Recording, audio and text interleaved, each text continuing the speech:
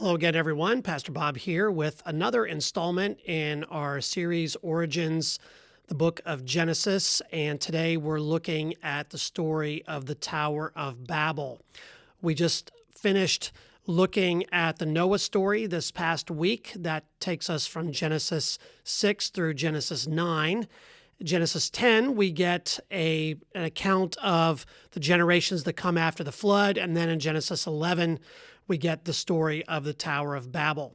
And actually, Genesis 10 and 11 work together in a particular way I'm going to talk about here in just a minute. But I wanted to take some time to look at this kind of strange story that wraps up what we might call the prehistory part of Genesis before we get to the Abraham story, which we're going to talk about this week. Now, after the flood, Genesis 10 tells us we have this genealogy of the descendants of Noah's sons, Shem, Ham, and Japheth. This is also known in the Hebrew Bible as the Table of Nations, sort of the origins of all these nations that emerged after the flood. And each one of these accounts ends for each of these sons with, these are the descendants of this particular son, Shem, Ham, Japheth, by their families, their languages, their lands, and their nations. And then at the very end of chapter 10, we hear that it was from these nations that people spread abroad on the earth after the flood. So already here in Genesis 10, we have the idea that people are speaking different languages. Well, then we flip over to chapter 11, and it begins by telling us that people were all speaking one language. What's going on here?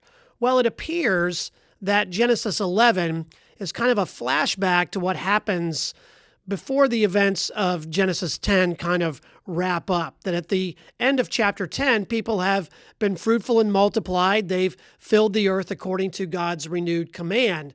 But before that, there was at least a group of people who decided to go their own way and build a city and a tower, and they do it in the east in what's called the land of Shinar. So we want to look at the first four verses here of Genesis 11, which sets this story up. Now, the whole earth had one language and the same words, and they migrated from the east. They came upon a plain in the land of Shinar and settled there. And they said to one another, "Come, let us make bricks and burn them thoroughly." And they had brick for stone and bitumen for mortar. Then they said, "Come, let us build ourselves a city and a tower with its top to the heavens, and let us make a name for ourselves. Otherwise we shall be scattered abroad upon the face of the whole earth." So what's going on here? Well, we want to look at two ways of looking at this. One is through physical geography. Shinar refers to the area of Sumer in southern Mesopotamia. This would be modern-day Iraq. And it's associated in the Old Testament with Babylon.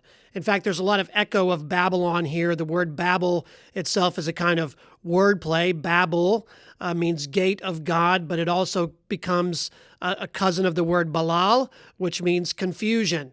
So we're going to see people build a gate of God, so to speak, with this tower, but it's going to end in confusion. Babylon, of course, becomes symbolic of human opposition to God throughout the Bible. Of course, the ancient Israelites are going to be taken to Babylon in exile in the 6th century BC. When we get to the New Testament and the book of Revelation, Rome is referred to as Babylon. So Babylon kind of represents, in some ways, the evil empire, the empire of the enemies of God. And so Babylon has that characteristic to it. It's the city that's opposed to what we might call the city of God, as St. Augustine would call it. But there's also some cosmic geography here with the tower that's being built. The tower is most likely what's known as a ziggurat. And these resemble pyramids, but there are no internal rooms or structures. You know, a pyramid, like in Egypt, has internal rooms where they would bury the pharaohs and things like that. The ziggurats are mainly just kind of a facade that's filled with rubble and dirt. The main feature, though, is a ramp or a stairway with a small room at the top with a bed and a table set for the particular deity for whom that ziggurat is made. So Think Stairway to Heaven, if you will. That's what a ziggurat looks like. You have the song going through your head now, I'm sure, but every time I think of that song, I think of a ziggurat.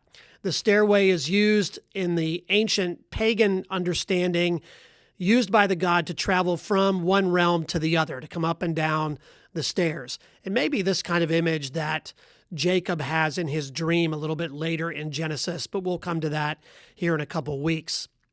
The idea, though, was that building this ziggurat was for the god to come down to this temple to receive worship from the people. It wasn't for the people necessarily to go up to God. They weren't to climb the stairs. The temple for the people would generally be at the base of those stairs, but it was kind of symbolic of this connection between the gods and humanity. So what happens here in Genesis 11 is that people are building a tower in order to try to reach up to God. What's the problem? Is the building of the city a problem? Is Shinar the problem? Well, cities are indicative of a stable society, and several have already emerged. We saw in Genesis 4 that Cain builds a city. Cities provide some sense of security. Most of the cities in the ancient world were walled, and so they provide a place of refuge. They're also a place where the division of labor becomes very important. You have artisans and craftsmen and people who take care of animals and all kinds of other things that are all kind of dependent upon one another in an urban environment. So why does God want to disrupt this particular project? It seems like the humans are making technological progress, building a city, and so forth. Well, in his book, Biblical Critical Theory, which I love, by Christopher Watkin, he talks about 5 clues here in Genesis 11 that tell us what's wrong with this particular building project. First, it's in direct violation of God's command to fill the earth. They build the city so that they will not be scattered across the face of the earth. So the humans are clustering together rather than filling out this creational mandate of God to be fruitful and multiply, to fill the earth and subdue it. Secondly, it's a desire for their autonomous identity. Notice, they want to make a name for themselves. Here again, we see echoes from Genesis 3. Adam and Eve want to be like God. They want to have their own recognition. Now these people are clustering together in a city to want to make a name for themselves, and the way they're going to do that is by building a tower. And the idea here is to bring God down to their level and, in some sense, launch an assault on God's throne room to kind of knock down the distinction between themselves and God. Again, this is another echo of Genesis 3. Adam and Eve want to be like God. This is, in a sense, in Genesis 11, the same thing happening. But now, rather than with individuals, this is happening on a corporate level. They want God to play a supporting role in their story rather than them playing the role that they were created for in God's story. And then in the 5th one here, I think is really interesting. They say a couple of times in this text, come and let us make. Come and let us make. Remember back in Genesis 1, when God creates humanity, what does he say? Let us make humankind in our image. So is the writer of Genesis or the compiler of Genesis here making a connection between these two things to indicate that the people are usurping God's role and they're wanting to be godlike themselves? That's entirely possible. But these are some of the problems that are going on here in Genesis 11. Well, how does God respond to this? Well, chapter 11, verse 5 says, the Lord came down to see the city and the tower which mortals had built. And the implication here is that the tower is so small and puny that God has to stoop down to get a better look. The idea was to bring the gods down. God doesn't have to come down. He watches this all happening. And so what we get here is a parody of the heaven-storming aspirations of humanity. Build all the towers you want, make them as high as you want. You're never going to be equal with God. And that's really the point of this story. As we've said since the beginning, when we started this series in Genesis, the whole point is to tell us that God is God and we ain't. And that's an important thing for us to remember. So God enacts judgment here, just like he does during the flood, but here it's tempered with some grace. The Lord said, look, they are one people and they have all one language, and this is only the beginning of what they will do Nothing that they propose to do will now be impossible for them. So is God here trying to just keep human beings divided and dumb? He doesn't want them to know the secret that they can really be like God? No, actually what he's doing here is an act of mercy for them. Remember what happens when people try to be like God. We've already seen that, the effects of that in Genesis 3. Now, God is going to halt their progress to limit the damage that it will cause and limit the extent to which human beings can harden themselves against him. So here again, God's putting limits on human sin. We saw that in the flood. We see it here to a lesser extent in this particular story. God is not against technology. He's not against building. And by the way, they're building out of these bricks. That's an important detail because they're in that region of Mesopotamia. There's no natural stone like there is in Israel or in Egypt where they're building things out of stone. They have to make the bricks. So that in itself is kind of a technological advance. They build this out of those bricks. God's not against that. What is God against? God is always and forever against sin. And so the tower becomes symbolic as the headquarters of autonomous human sinfulness. They want to be like God. They want to bring God down to their level. They want, in some sense, ascend to God, maybe, to use those steps for themselves. They want to make a name for themselves. And that is, again, a threat to the goodness of God's creation, and he's going to put limits on that. He doesn't destroy these people. Instead, what does he do? Well, he's going to confuse their language. Remember that Babylon, throughout the Bible, represents human pride. Pride that seeks to make a name for itself rather than lift up the name of the maker of humanity. We get a glimpse of this from one of the Babylonian kings, actually, in Daniel chapter 4. This is during the exile. The elites of Israel are taken away. Daniel and his friends are taken away from Jerusalem, taken to Babylon, and Nebuchadnezzar is the king who does this. And Nebuchadnezzar looks at his kingdom and he says, "Is this not magnificent Babylon, which I have built as a royal capital by my mighty power and for my glorious majesty?" Here again is the echo of the Tower of Babel story right there in Babylon.